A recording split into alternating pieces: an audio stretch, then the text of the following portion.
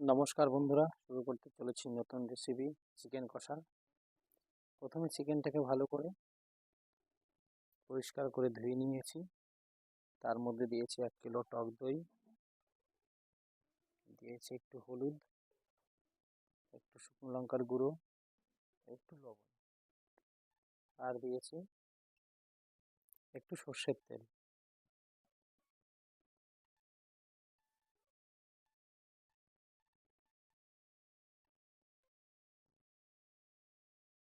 সর্ষের তেল দিয়ে এবার মাংসটাকে মেখে রাখবো, সুন্দর করে মেখে নেব যাতে তেল মশলাগুলো সব মাংসের গায়ে লেগে থাকে।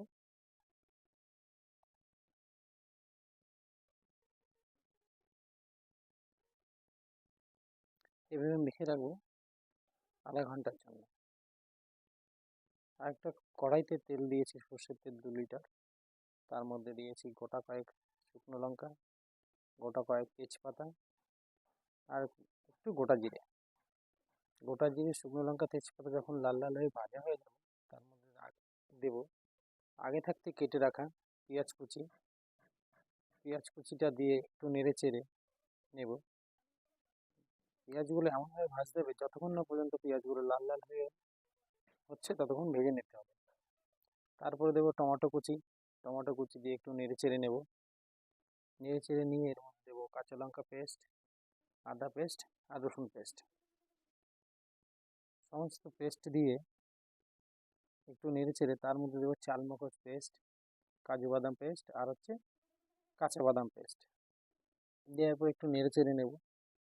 দিয়ে এবার দেবো শুকনো মশলা।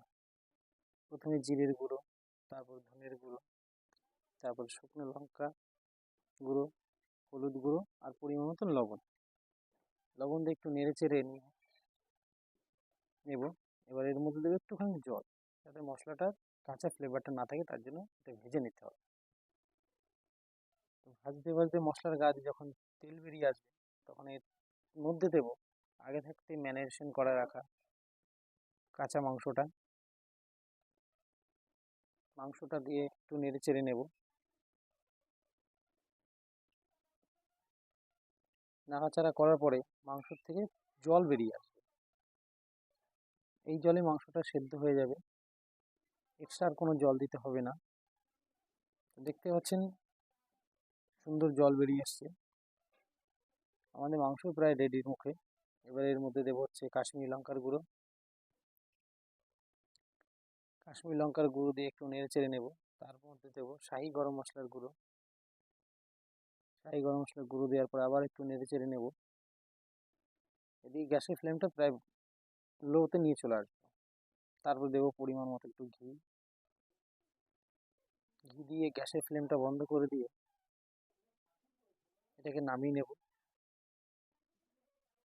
কমপ্লিট আমাদের চিকেন কষা রেডি। ভিডিওটি ভালো লাগলে কমেন্ট করবেন, শেয়ার করবেন, লাইক করবেন। ধন্যবাদ ভিডিওটি দেখার জন্য।